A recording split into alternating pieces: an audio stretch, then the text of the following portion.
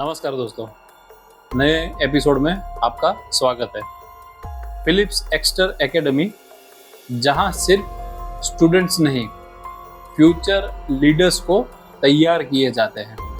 साल था 2000।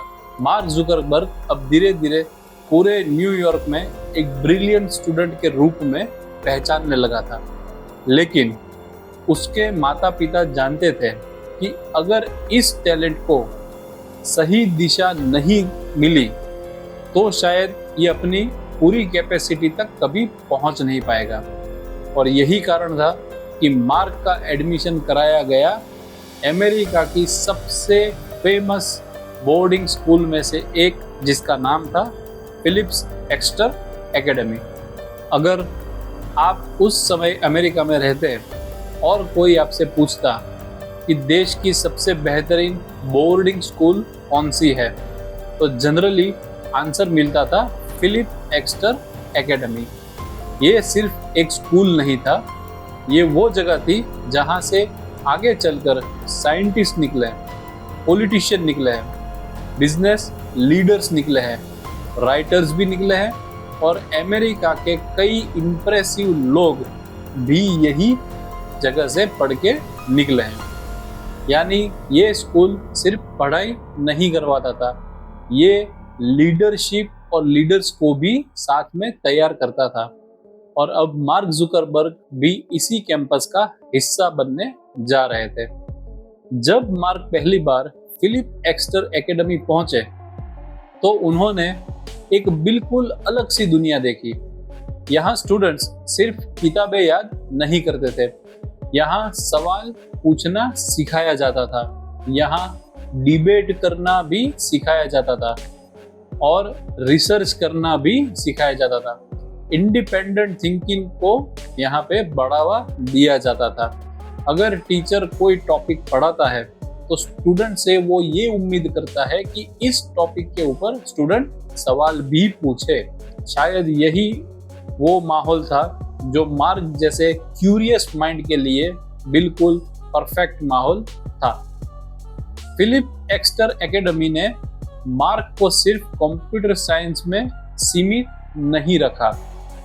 हिस्ट्री भी पसंद थी, मैथमेटिक्स भी पसंद था और फिजिक्स भी पसंद था। लेकिन एक चीज ऐसी थी जिसने टीचर को सबसे ज्यादा इम्प्रेस किया, वो थी मार्क की सीखने की स्पीड। कई टीचर बाद में या अभी भी याद करते हैं कि मार्क किसी भी कॉन्सेप्ट को बहुत जल्दी और इजी वे में समझ लेता था। लेकिन सिर्फ समझता नहीं था, उसके आगे मार्क बहुत सारे सवाल पूछते थे। उनको जब तक आंसर ना मिले तब तक वो चीज वो पूछते रहते थे। तो खाली चीजें सीखते नहीं है, उसको कैसे आगे तक ले जाना है वो भी वो सीखते थे। लेकिन मार्क की पर्सनालिटी आज भी वैसी ही है जैसे बचपन में थी।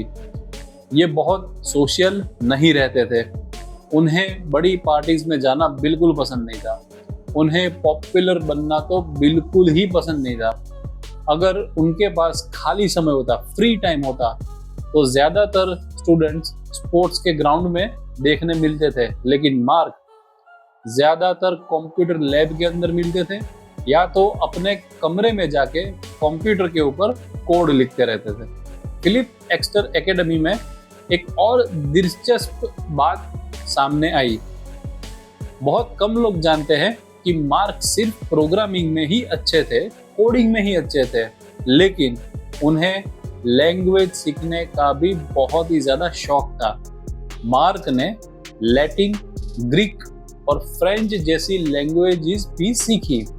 कहा जाता है कि लैंग्वेज सीखने में उनकी स्पीड बहुत ही ज़्यादा एक्स्ट्रा ऑर्डिनरी थी और शायद ये भी एक कारण है कि उनको प्रोग्रामिंग लैंग्वेज ज़्यादा जल्दी समझ आती थी, क्योंकि प्रोग्रामिंग लैंग्वेज भी एक तरीके की लैंग्वेज या भाषा ही है।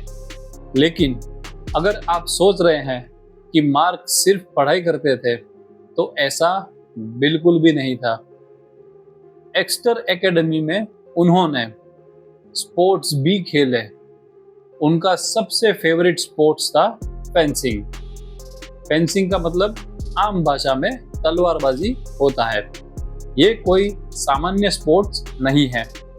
इस स्पोर्ट को खेलने के लिए ताकत की नहीं बल्कि स्ट्रेटजी और टाइमिंग और डिसीजन, ये 3 चीज की सबसे ज्यादा जरूरत पड़ती है।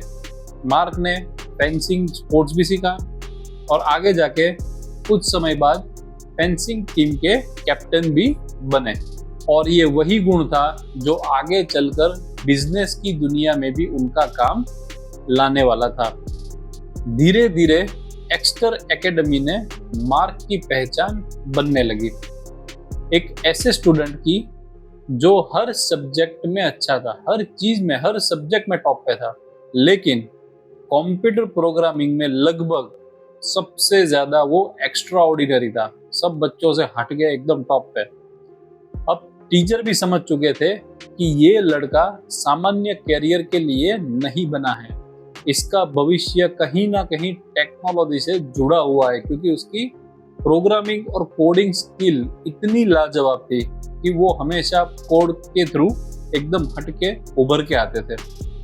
स्कूल के अंतिम वर्षों में हार्वर्ड, याले और प्रिंसटन और ऐसी कई बड़ी यूनिवर्सिटियां ऐसे स्टूडेंट के ऊपर नजर रख के बैठती थी जो एकेडमिक में एक्स्ट्रा ऑर्डिनरी प्रदर्शन करते थे। मार्क भी उन्हीं स्टूडेंट में शामिल होते थे। उनके एकेडमिक रिकॉर्ड सबसे टॉप पे और सबसे शानदार रहते थे। प्रोग्रामिंग प्रोजेक्ट्स पहले से ही चर्चा में थे। सिनॉप्सिस मीडिया प्लेयर जैसी अचीवमेंट उन्हें बाकी के स्टूडेंट से काफ़ी अलग पहचान उनकी बनाती थी। और सबसे बड़ी बात, उनके अंदर प्रॉब्लम सॉल्विंग की क्षमता बहुत ही ज़्यादा गजब की थी। सिर्फ किताबों का ज्ञान नहीं बल्कि करंट सिचुएशन का समाधान कैसे निकालना है वो सोच भी उनमें अच्छे से थी।